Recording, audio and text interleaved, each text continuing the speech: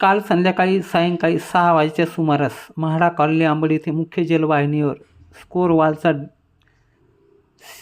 सिम्बिडल slip झाल्याने मोठ्या प्रमाणात पाणी गळती झाली. काही वेळा परिसरात पाण्याची लाट वाहत होती. घटनेची माहिती मिळताच जालना महानगर परिषदेच्या देखभाल व दुरुस्ती पथकाने तात्काळ घटनास्थळी धाव घेतली. परिस्थितीचे गांभीर्य लक्षात घेऊन मुख्य जलवाहिनी बंद करण्यात आली. त्यानंतर लाईनमधील पाणी पूर्णपणे खाली करून खराब स्कोअर वॉल काढून नवीन वॉल बसवण्यात आला. अखंड मेहनतीनंतर आज सकाळी 9 वाजता पाणीपुरवठा सुरू करण्यात आला. पाणीपुरवठा कसा राहणार? शिरने टेकडी येथील जलकुंभातून पाणीपुरवठा सुरळीत करण्यात आला आहे. शुद्धीकरण केंद्रातून दुपारी 12 ते 1 वाजेच्या सुमारास जालन्याच्या दिशेने पाईपलाईनद्वारे पाणी सोडण्यात येणार आहे.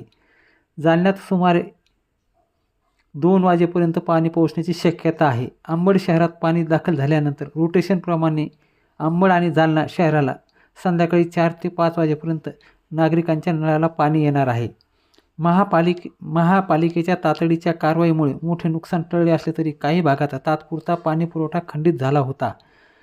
याद्वारे नागरिकांना आवाहन करण्यात येते की पाणीपुरवठा सुरळीत होईपर्यंत संयम बाळगावा व पाण्याची काटकसरीने वापर करावा, असे आवाहन महानगरपालिकेच्या वतीने करण्यात आलं आहे.